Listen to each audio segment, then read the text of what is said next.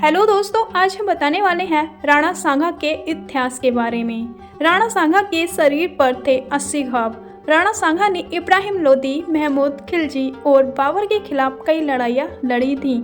इन्होंने सभी को धूल चटाई थी। युद्ध में उनके शरीर पर लगभग 80 घाव हो गए थे, फिर भी वे लड़ते रहे। उनकी एक आंख, एक हाथ और एक पैर क्षतिग्रस्त हो गया था, इसके बावजूद भी लड़ते जाते थे। उनके घावों के कारण उन्हें मानवों का खंडर भी कहा जाता था। खातौली के युद्ध में महाराणा सांगा का एक हाथ कट गया और एक पैर ने काम करना बंद कर दिया था। दोस्तों, इस पूरी जानकारी के लिए इस वीडियो के अंत तक जरूर बने रहे और जो न्यू यूजर है प्लीज सब्सक्राइब कर दीजिए और साथ में बेल आइकन जरूर दबाइए। चलो वीडियो शुरू करते हैं। 12 अप्रैल 1442 को मेवाड़ के चित्तौड़ में जन्मे महाराणा संग्राम सिंह उर्फ राणा सांगा की 30 जनवरी 1528 को मृत्यु हो गई थी।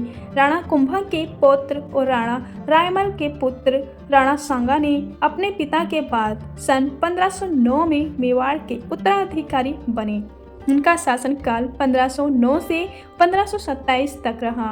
राणा सांगा ने इब्राहिम लोदी, बाबर, महमूद खिलजी इस्लामिक शासकों के साथ युद्ध लड़कर अपनी मातृभूमि की रक्षा बलिदान दे दिया था। आओ जानते हैं राणा सांगा के बारे में। राणा सांगा सिसोदिया राजवंश के सूर्यवंशी शासक थे। यह पहली बार ऐसा था जबकि उन्होंने विदेशी आक्रमणकारियों के खिलाफ सभी राजपूतों को एकजुट कर लिया था। उन्होंने दिल्ली, गुजरात, मालवा के मुगल बादशाहों के आक्रमणों से अपने राज्य की बहादुरी से रक्षा की थी। गुजरात के सुल्तान मुजफ्फर से राणा सांगा का संघर्ष ईडर के कारण हुआ। ईडर के राव भाड़ के 2 पुत्र सूर्यमल और भीम थे। सूर्यमल के बाद उनका बेटा रायमल ईडर की गद्दी पर बैठा, परंतु रायमल के चाचा भीम ने गद्दी पर कब्जा कर लिया तो रायमल ने मेवाड़ के शरण ली, जहां महाराणा सांगा ने अपनी पुत्री की सगाई उसके साथ कर दी थी। 1516 में रायमल ने महाराणा सांगा की सहायता से भीम के पुत्र भारमल को हटाकर ईडर पर पुनः अधिकार कर लिया था।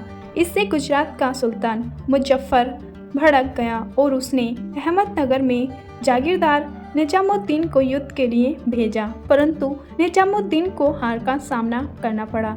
इसके बाद सुल्तान ने मुबारक को भेजा और उसे भी हार का सामना करना पड़ा। इसके बाद सुल्तान ने 1520 में मलिक अयाज तथा किबा मुल्क की अध्यक्षता में 2 अलग अलग सेनाएं मेवाड़ पर आक्रमण करने के लिए भेजी। मालवा का सुल्तान महमूद भी इस सेना के साथ आ मिला था, किंतु मुस्लिम अफसरों ने अनबन के कारण मलिक अयाज आगे नहीं बढ़ सका था और संधि कर उसे वापस लौटना पड़ा था। यह भी कहा जाता है कि राणा सांगा की मालवा के शासक महमूद खिलजी को युद्ध में हराने के बाद आगरा के निकट एक छोटी सी नदी पेलिया खार तक अपने साम्राज्य को बढ़ा लिया था। महाराणा सांगा ने सिकंदर लोदी के समय ही दिल्ली के कई इलाकों पर अपना अधिकार करना शुरू कर दिया था। सिकंदर लोदी के उत्तराधिकारी इब्राहिम लोदी ने 1517 में मेवाड़ पर आक्रमण कर दिया था।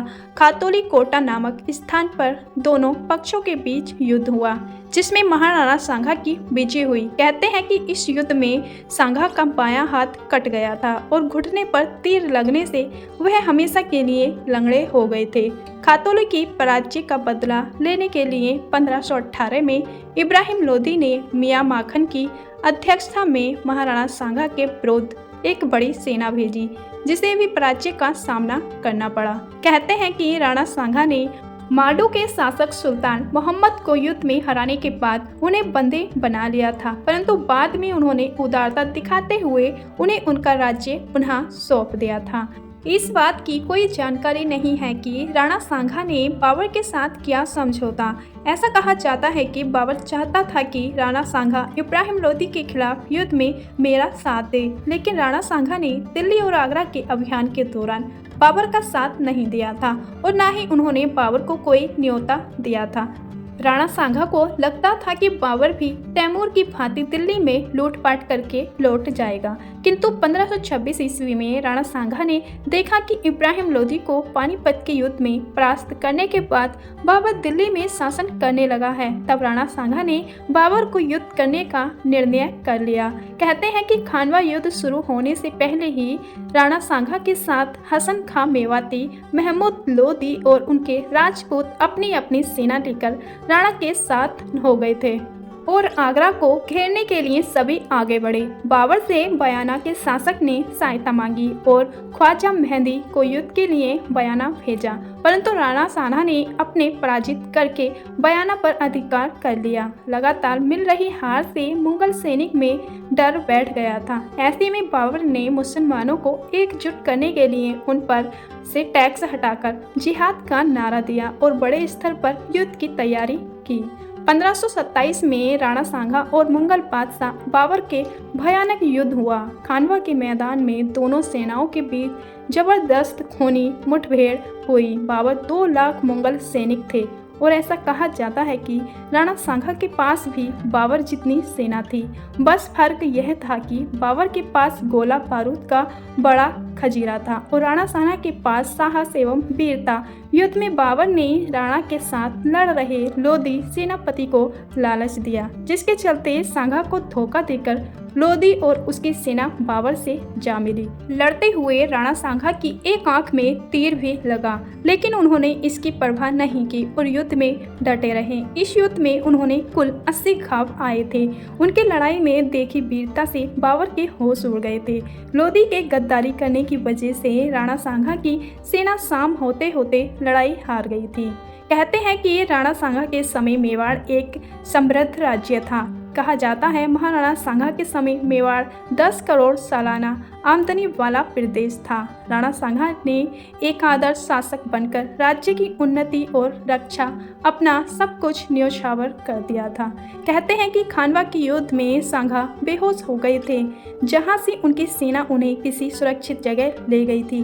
वहां होश में आने के बाद उन्होंने फिर से लड़ाई की ठानी और चित्तौड़ नहीं लौटने की कसम खाई। कहते हैं कि यह सुनकर जो समस्त लड़ाई नहीं करना चाहते थे, उन्होंने राणा को जहर दे दिया था, जिसके चलते 30 जनवरी 1528 में कालपी में उनकी मृत्यु हो गई। उनके देहांत के बाद अगला उत्तराधिकारी उनका पुत्र रतन सिंह द्वितीय हुआ था।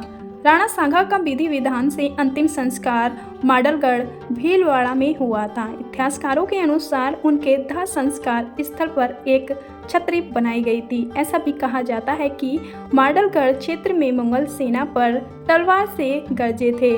युद्ध में महाराणा का सिर अलग होने के बाद भी उनका धड़ लड़कता हुआ वीरगति को प्राप्त हुआ। कहते हैं कि युद्ध में महाराणा का सिर माडलगढ़ भीलवाड़ा की धरती पर गिरा, लेकिन घुड़सवार धड़ लड़कता हुआ चावड़िया तालाब के पास वीरगति को प्राप्त हो गया था। दोस्तों, आपको महाराणा सांगा के इतिहास की जानकारी कैसी लगी, प्लीज़ कमेंट बॉक्स में ज़रूर बताना और ऐसी ही ऐतिहासिक वीडियो देखने के लिए हमारे चैनल को प्लीज़ लाइक और सब्सक्राइब जरूर करना। चलो मिलते हैं नेक्स्ट वीडियो में, जब तक के लिए अपना ख्याल रखना। धन्यवाद।